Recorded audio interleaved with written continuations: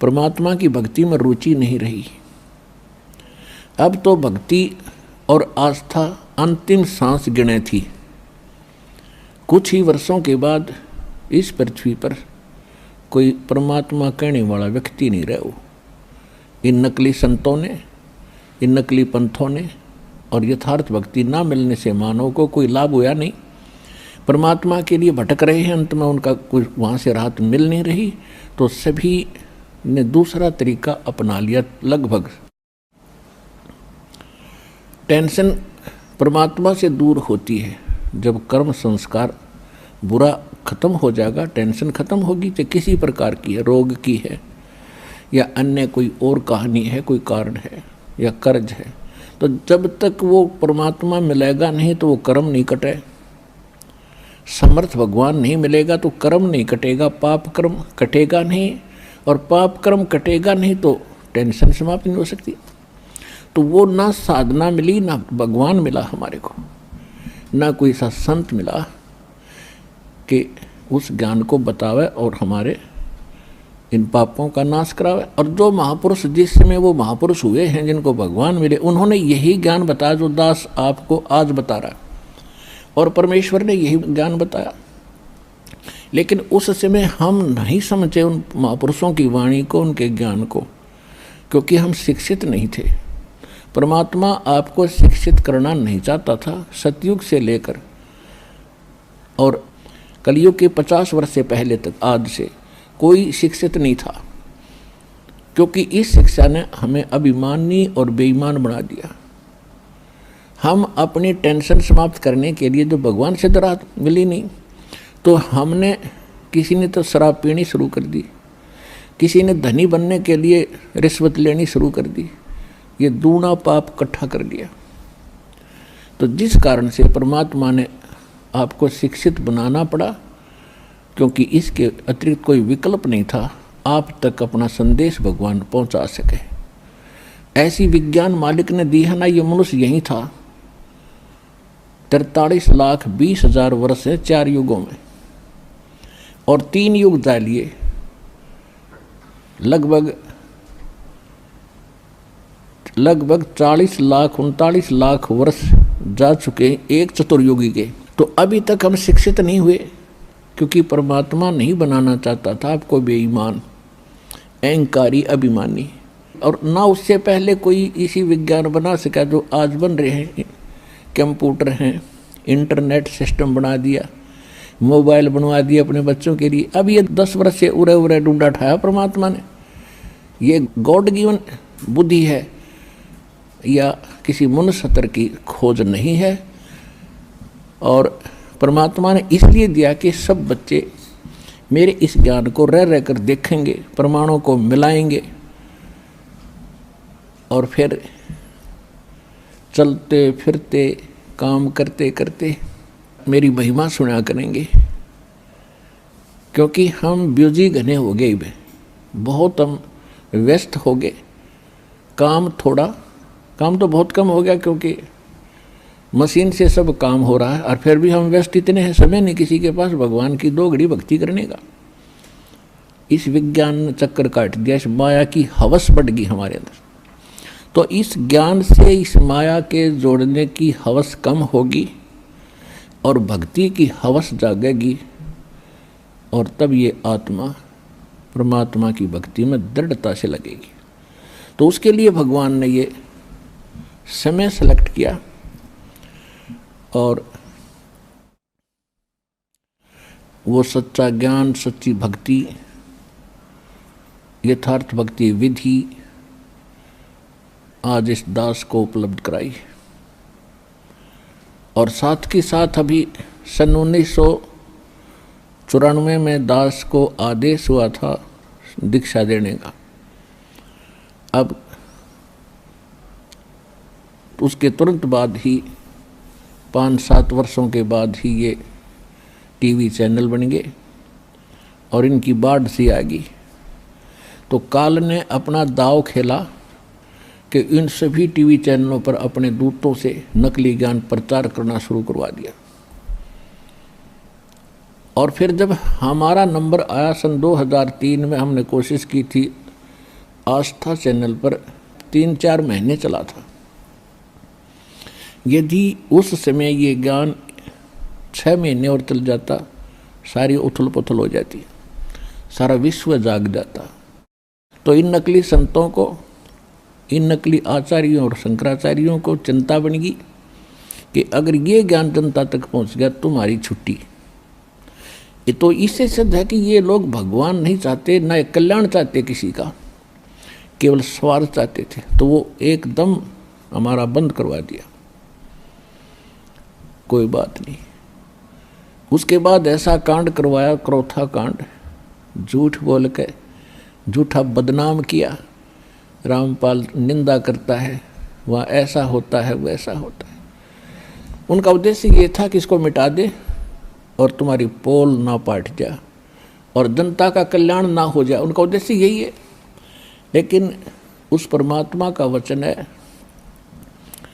कि ये ज्ञान पूरे विश्व में जाएगा, सारा संसार भक्ति करेगा। परमात्मा के बच्चे हैं। जो हमारा विरोध कर रहे हैं वो भी भगवान के ही बच्चे हैं, वो परमात्मा के बच्चे हैं। लेकिन इस काल उनका दुरुपयोग कर रहा है, उनके कर्म बिगाड़ रहा है। तो परमात्मा ने दया करी। अब देखो, पहले से भी 1000 गुना बढ़ गया हमारी संगत भी, हमारा प्रचार भी। तो ये परमात्मा का चलाया मार्ग है। उसके एक वचन से सारे ब्रह्मांड बन गए और अपने स्थान पर घूम रहे। इनको रोक के दिखाओ वैज्ञानिक। इसी प्रकार ये परमात्मा का वचन है। उसके वचन से ये ज्ञान पूरे विश्व में जाएगा और 2 दिन आगे पीछे सबको मानना पड़ेगा, क्योंकि बहुत दिन देख लिए परमात्मा ने अपने बच्चों को तड़फते भुगतते। 3 युग दे दिए काल को और कितना संतोष किया मालिक ने। किसी का बालक दुखी हो, माता पिता को चैन नहीं होती। अब उनको मालूम था ये दुखी हैं। सतयुग त्रेता द्वापर में भी दुखी थे, लेकिन इतने नहीं थे जितने कलयुग में हो गए। तो इस कलयुग में यहाँ तक आना था आपको लेकर के, और अब आपको वो ज्ञान देना है। अपनी शरण में पूरे विश्व को मालिक ने लेना है और आपका कल्याण होगा, पूरे विश्व का कल्याण होगा। ये परमात्मा का वचन है। अब विश्व में कोई जीव सुखी नहीं है आज के दिन। और जो साधना वो करते थे वो भी फेल हो ली, क्योंकि वो करते करते दुख आ गया आप पे, तो वो साधना ठीक नहीं।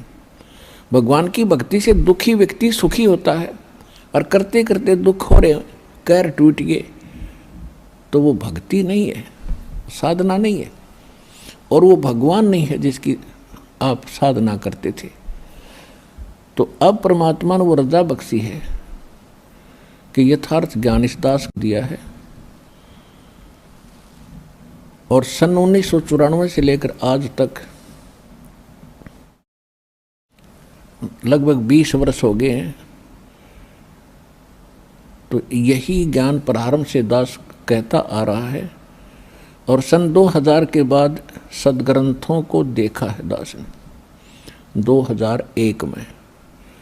तो उस समय सदग्रंथों में देखा तो जो ज्ञान पहले दास बताता आ रहा था और जो मंत्र नाम पहले से दे रहा था, वो इन सदग्रंथों में जो के तो मिले। तो और उमंग और खुशी का ठिकाना नहीं रहा कि परमात्मा इन सदग्रंथों से अगर आपका ज्ञान मेल खा गया तो आपके बच्चे आपको पहचान सकेंगे। अन्यथा यदि हम ज्ञान सुनाते रहेंगे कबीर साहिब की केवल वाणी लेकर के या इन महापुरुषों की वाणी लेकर के, ये भगत आपको दृढ़ता से नहीं मान पाओगे। फिर ऐसा ज्ञान दिखाया दाता ने, सारे वेद गवाह, सारे सदग्रंथ परमात्मा बता रहे हैं Kabir is God, Kabir is God. कौन कबीर? वो धाणक कबीर, दुल्हा कबीर, जो काशी के अंदर 120 वर्ष रहे, अपना ज्ञान प्रचार भी करते थे, सारे ब्रह्मांडों का संचालन उस झोंपड़ी में बैठकर करते थे और हमें ज्ञान भी देते थे। वो प्रत्येक युग में ऐसी लीला करते ही करते। तो अब परमात्मा ने इस काल से कहा था प्रथम सतयुग के अंदर जब परमेश्वर ने देखा कि सब जीव दुखी हो गए, हाहाकार मचा है, हम जब से इसके काल के लोक में आए हैं, हम उस सुख को भूल नहीं पा रहे जो हम छोड़ कर आए थे। लेकिन हमें वो पता नहीं वो है कहाँ। इसने इतनी भूल डाल दी कि वो है कहाँ।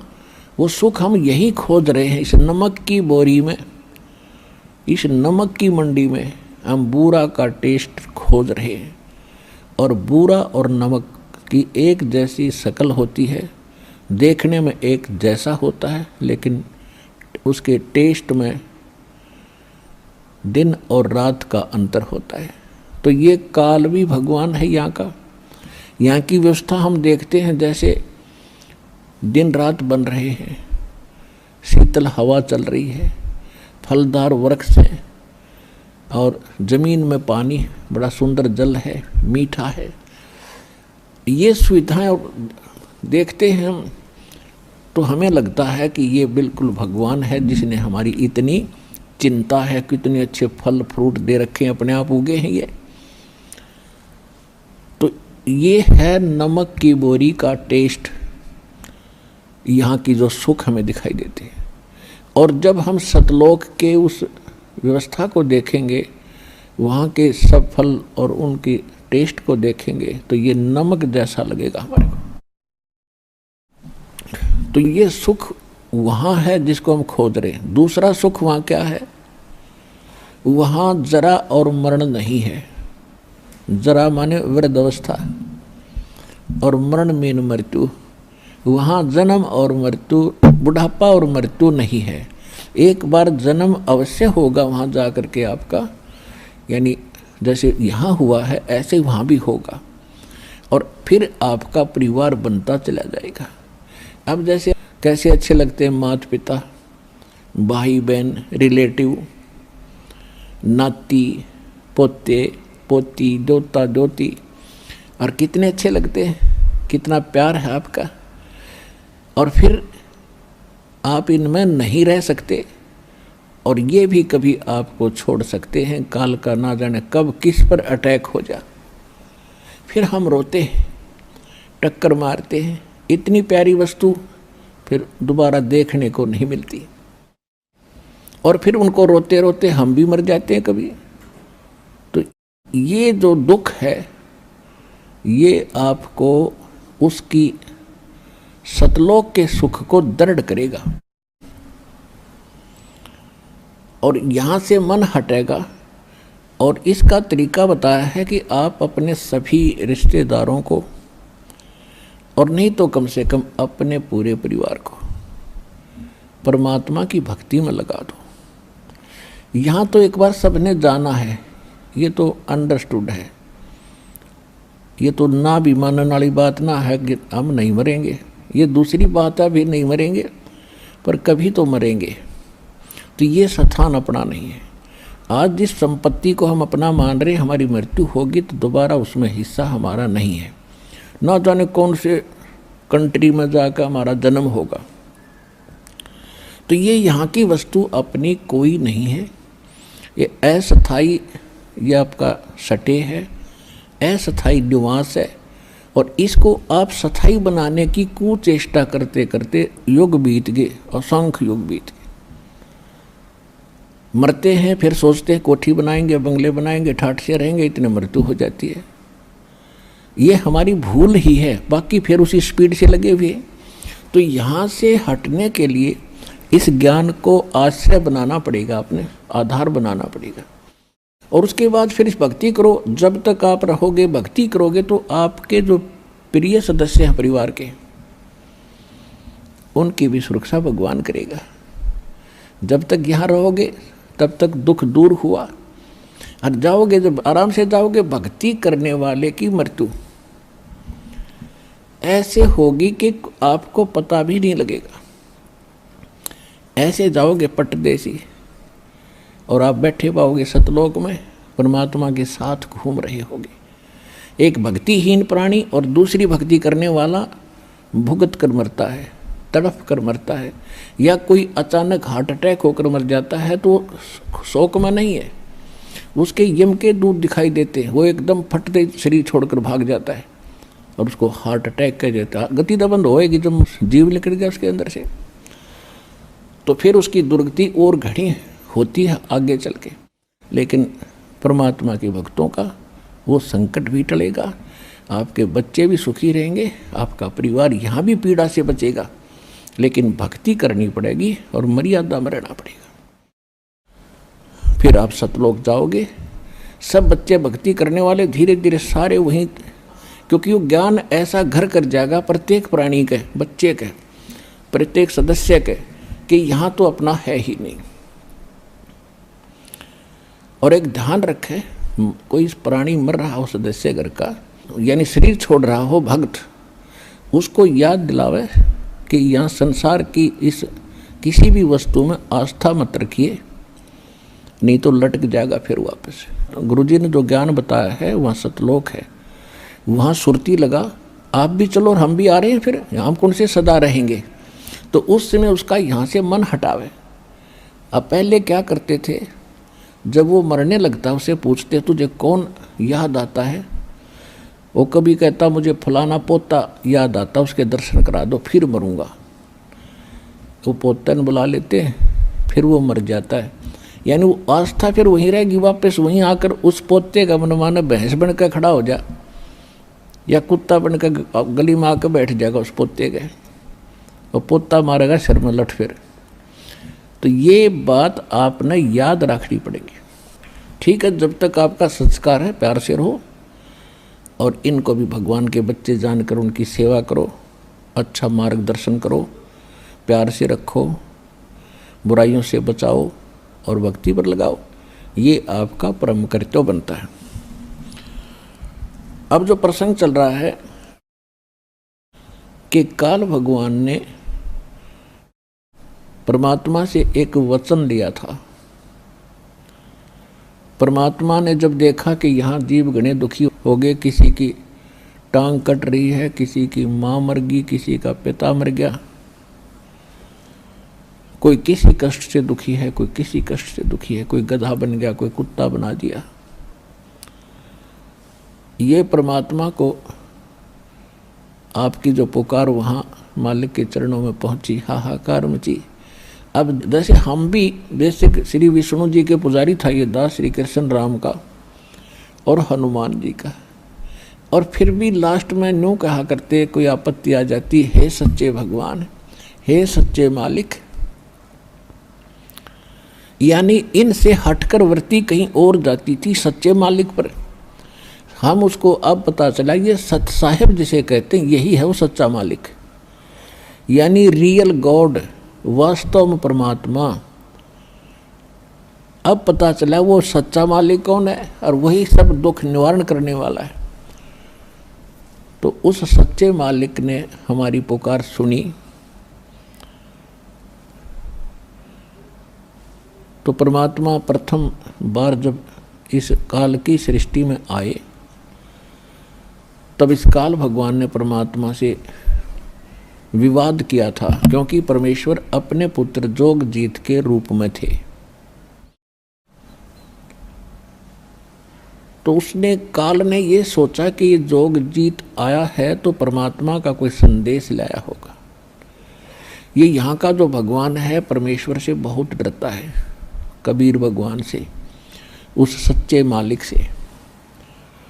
जैसे गरीबदास साहिब जी ने अपनी वाणी में कहा है कि काल डरे करतार से, जय जय जय जगदीश, और जोरा जोड़ी झाड़ता पग रद डारे शीश। तो ये उस परमात्मा से बहुत डरता है। अब उसको ये पता लगा कि जोगजीत मेरे लोक में आया है तो कोई बात विशेष है। तो उसने पहले कारण पूछा कि जोगजीत, आपने मुझे वहाँ से निकाला था, आप सृष्टि रचना में पढ़ते हो, परमात्मा ने जोगजीत के रूप में आकर इसको वहाँ से 21 ब्रह्मांड सहित अपने सतलोक से निष्कासित किया था। तो इस कारण से उसने इस बात से दुख हुआ कि तू मेरे लोक में क्यों आया, जब तूने अपने लोक से हमें भगा दिया था अब तू मेरे लोक में कैसे आया? ये तो मैंने तप करके ले रखा, तेरा इसमें कोई रोल नहीं। इस चीज से बहुत दुखी हुआ वो। कौन? काल। फिर उसने सोचा कि कोई संदेश लाया होगा, पहले वो पूछ लेता हूं, फिर इसके साथ मैं युद्ध करूंगा, इसको पीटूंगा। तो परमात्मा जोगजीत रूप में खड़े थे, उन्होंने कहा कि सुन ले काल, परमात्मा का संदेश सुन ले तू। आपने ऐसा जुल्म कर दिया है, परमात्मा की आत्माओं का क्या हाल कर रखा है, हाहाकार मचा रखी, समय पर इनको टूक नहीं, और कैसी इनकी स्थिति कर रखी है, ना कोई इनकी सुरक्षा है, कोई किसी की माता मर गई, किसी का पिता मर रहा है, कोई पशु बना दिया, कोई कुत्ता बना रखा। ये हालत भगवान से देखी नहीं गई, इसलिए मैं आया हूँ और सुन ले उसका संदेश। मैं नीचे जाऊँगा सारे ब्रह्मांडों के अंदर और तेरी पोल खोल लूँगा, तेरा पर्दा फाश करूँगा। तू भगवान नहीं है, ये काल है, ये तुम्हें खाने के लिए यहाँ रोके हुए हैं। और सारी तेरी कहानी बताऊँगा, परमात्मा की सच्ची कथा सुनाकर, सृष्टि रचना सुना करके उनको दृढ़ता पे लाऊंगा, और सच्चा नाम मेरे पास है, परमात्मा ने दिया, वो नाम सुनाऊंगा।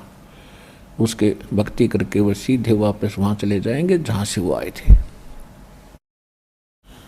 अब इस बात को सुन के उस ज्योत निरंजन काल के को बड़ा दुख हुआ और इतना गुस्सा आ गया कि इस जोगजीत ने अभी ख़त्म कर दूं, नहीं हो तो मेरा नाश करेगा, उजाड़ देगा मेरे को। यदि नीचे के प्राणियों को परमात्मा का ज्ञान हो गया तो सब भाग जाएंगे और तू यहाँ अकेला रह जाएगा और तेरा बाग उजड़ जाएगा, तेरी खेती खत्म हो जाएगी। ये तो हमने खेती बना के पाल रहा है, सत्कर मान लियो आपको। ये कोई दास की अपनी मन गढ़ंत कहानी नहीं है, ये गॉड गिवन स्पिरिचुअल नॉलेज है। खुद परमात्मा ने आके बताया है कि तुम यहाँ जन्म मृत्यु में क्यों दुखी हो, कि इसको 1 लाख मानव शरीरधारी प्राणी नथ खाने पड़ते हैं, और जिस कारण से यो आपको यहाँ पाले हुए हैं, जैसे कसाई बकरे पालता है।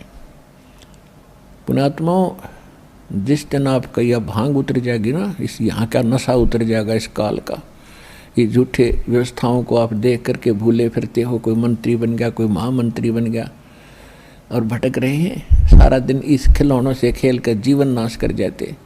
आज तो महामंत्री बन गया, प्रधानमंत्री बन गया, सारी पृथ्वी का पति बन गया, अगले जन्म में क्या होगा? गधा बनेगा। वह कहाँ जाएगी इतनी प्रभुता? तो परमात्मा ने अपने बच्चों का अगला दुख दिखाई दे है, और हमें ज्ञान हो गया, हमें भी इनका अगला नेक्स्ट कदम दिखाई देता है, कुएं में गिरेंगे जाते ही।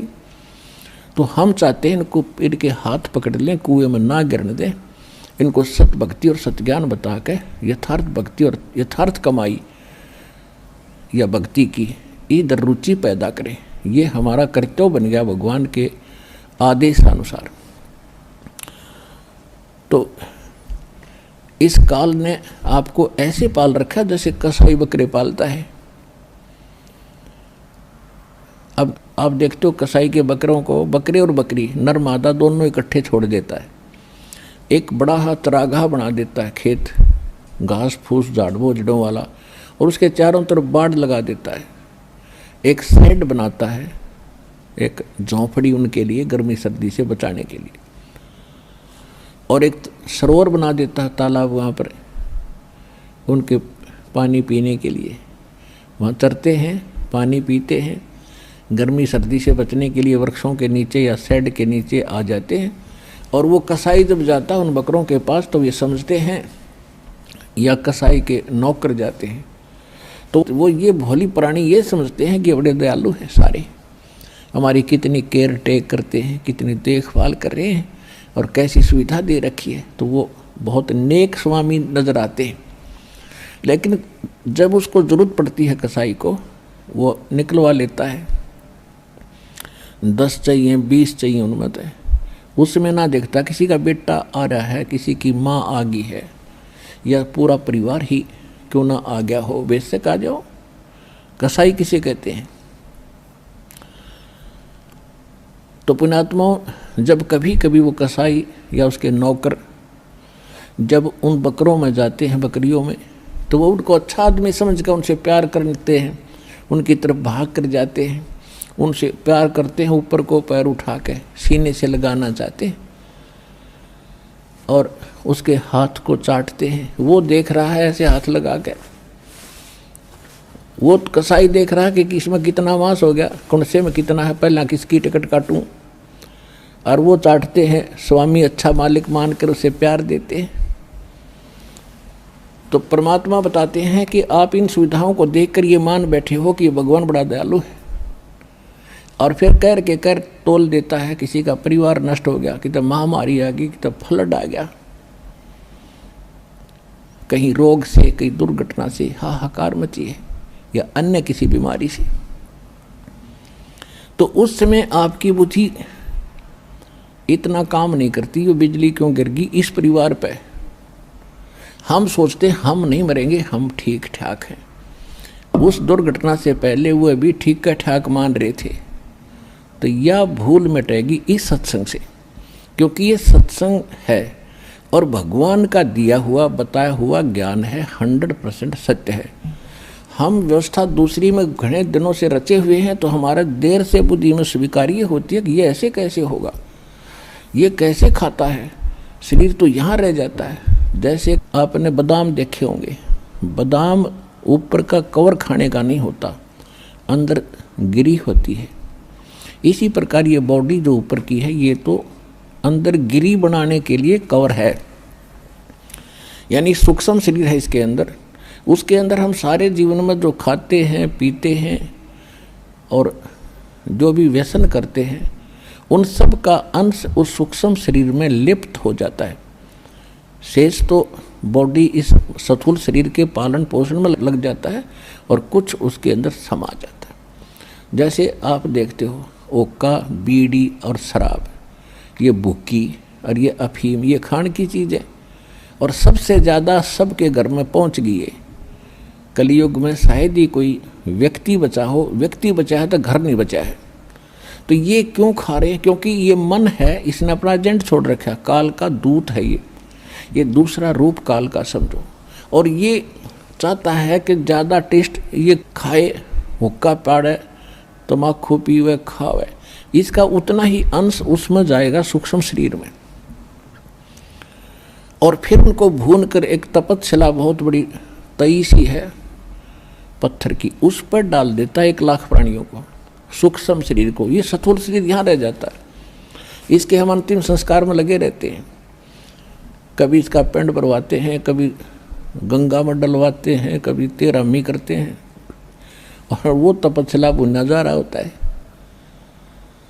तो फिर उसमें से जो गंध निकलता है, उन सूक्ष्म शरीर को भून के, जीव मरता नहीं सूक्ष्म शरीर में, लेकिन दुख घना होता है, उसको ये काल खाता है। जिस कारण से आपको यहाँ ये पाले बैठा, रोके बैठे।